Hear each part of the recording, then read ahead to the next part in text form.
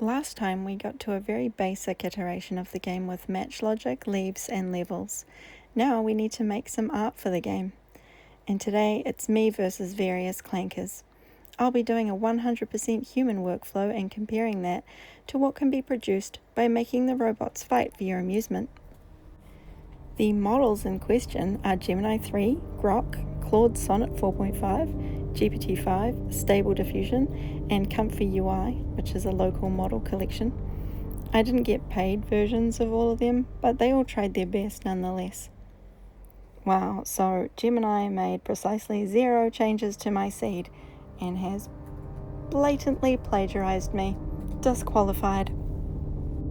Let's see what Grok makes of our seed images. It's not bad. It's given us a very realistic looking gem, which I probably won't want to use. Although maybe we can get some model autophagy going if we feed it to a different one as the seed. I guess we'll try that.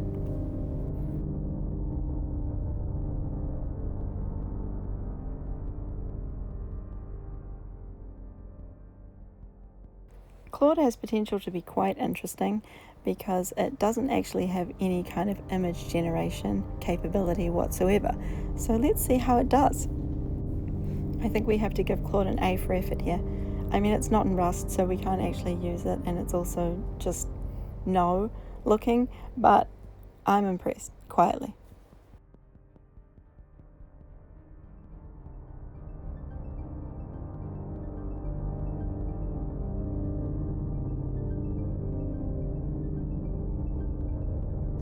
Well, maybe it deserves a B for that.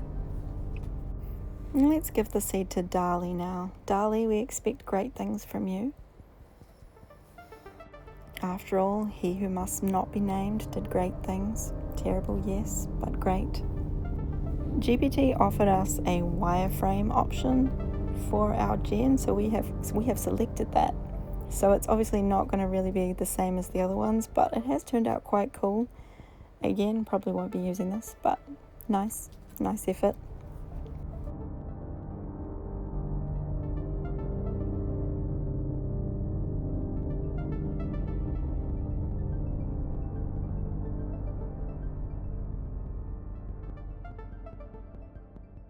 I think GPT gets a C. Maybe it's better if you pay, I don't know, but nobody wants to pay them right now.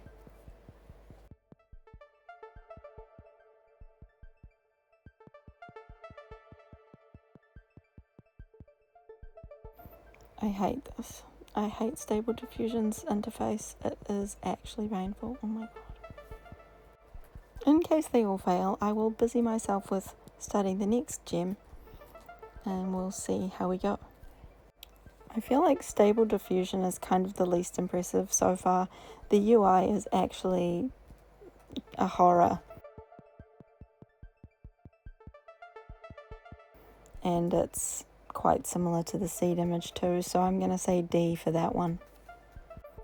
We also have a local model running through ComfyUI to test, so we'll get that installed and have a look.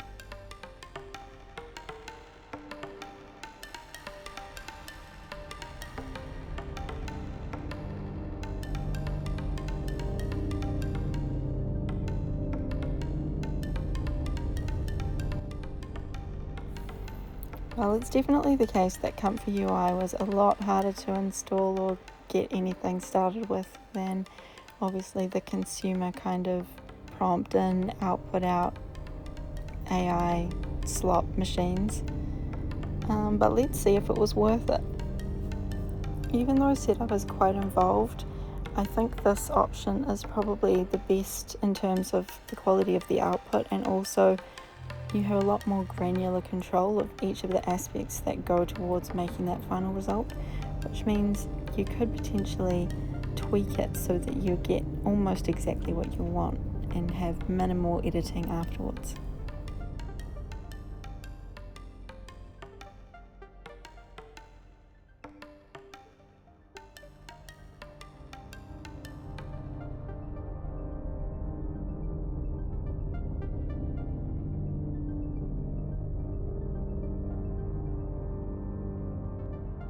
Well, it's my turn, I guess. I'm going to make a yellow gem because I happen to have a yellow gem, and I'm just going to literally record a light play along its facets and then extract some frames and turn those frames into a sprite using Clip Studio Paint. I've given myself a somewhat more stringent success criteria than I've imposed on the clankers. I was only requiring one still image from each of them. Well, I managed to make a sprite, and now the robot's going to put it in the game, and we're going to use VS Code Agent. I have tried to get them to make a sprite sheet in one shot, but so far it hasn't managed to work. What might actually work though is getting an image to video model in ComfyUI and using that to make a video that I can then extract frames from manually and then animate them the same way as I'm doing this human only workflow in CSP.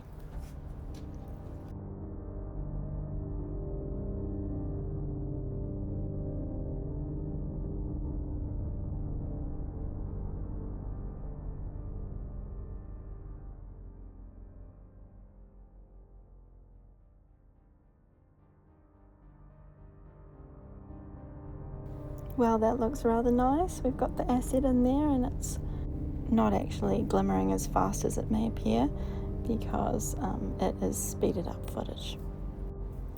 So when it comes to the me versus the clankers art battle, I think I'm going to go ahead and declare myself the winner, since I'm the only one who actually managed to generate a sprite which was actually able to go into the game.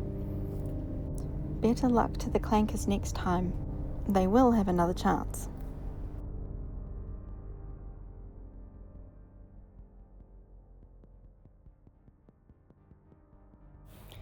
Next time we will hopefully be getting the rest of the gems done using a hybrid AI and human workflow.